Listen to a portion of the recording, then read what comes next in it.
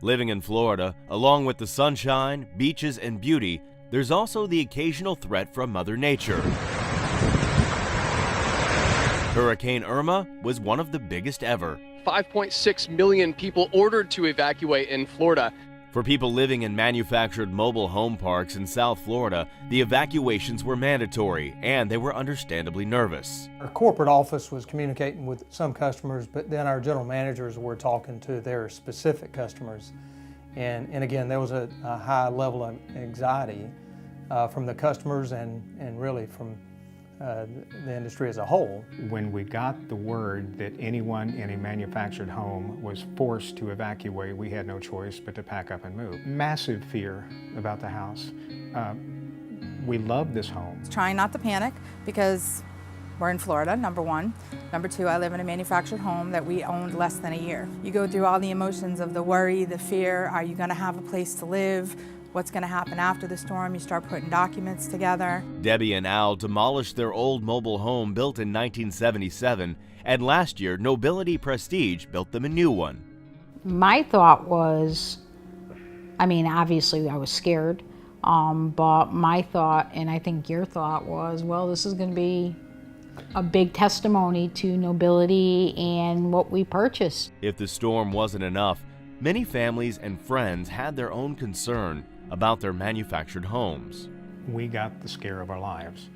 Everyone that we talked to, there won't be anything left. It'll be a shambles when you get back, but we're praying for you and I'm sure you'll make it. They're calling you, you need to leave, you need to get out of Florida, your home won't make it. You hear all those kinds of things. And the media, of course, does mandatory evacuations of certain areas with manufactured homes. So all that plays on to your emotions as a homeowner. I have one son, and he was concerned and he was glad I was evacuating, but he just said to me, how much faith do you have in this home? And I said, I have a lot of faith in it, Jay. I said, it's built like a regular home. I said, it's just a raised home.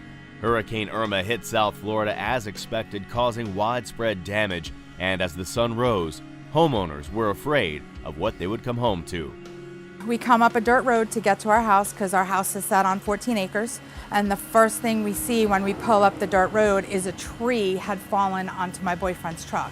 This is a huge oak tree. I break into tears thinking I don't want to look to my left up the road further to see if we have a house. We're creeping up the road and I look to the left and there's our house. And I have the Miley. So the Miley is standing there and not so much as a shingle. And I was amazed and grateful, but that attests to the way that they build their houses.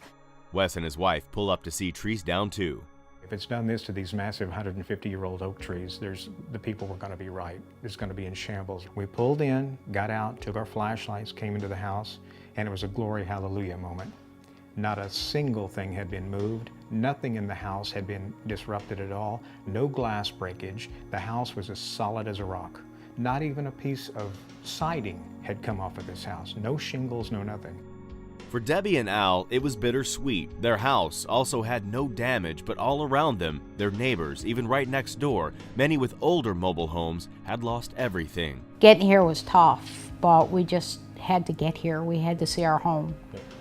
And for me, it was extremely emotional, because when you're in the midst of such destruction as you all have seen, and then to have your house be intact, it kind of, I don't know, it just broke my heart. My old house had maybe 3 or 4 straps on it, okay, holding it down, and 3 of them were broke. This house has 18, 20, and then it goes, then we've got things to go over the roof. The wind load, and that's what we're talking about now with a storm, primarily is going to be the hurricane straps. We'll have straps that are connected to the home itself, and those straps are going to be put on anchors and they're going to be drilled down into the ground, and that's what keeps that house from moving, is those hurricane straps.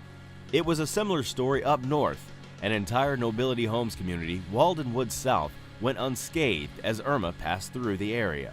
He went out and no damage. No damage in this entire community, but little minor damage. Hopefully this is the first step to changing that perception of manufactured homes. We need to have reality catch up with perception, and that means that whatever we're doing right now, we're 110 miles an hour, we're meeting those site-built wind load capacity guidelines. Nobility built this home, and Nobility did an awesome job. I got underneath of the house and I saw the moorings that's connected. Nothing moved, nothing pulled out of the ground. The solid workmanship of this house is unbelievable. It is absolutely unbelievable. I do believe it could withstand just about any storm. I go back to being in business for almost 51 years in the state of Florida. You know, we're not a Georgia manufacturer, we're not an Alabama manufacturer, we're a Florida manufacturer. So if anybody gets the mobile home or manufactured home industry in the state of Florida, it's going to be Nobility and Prestige. Now, what do friends and relatives say? Unbelievable. Where did you buy your house?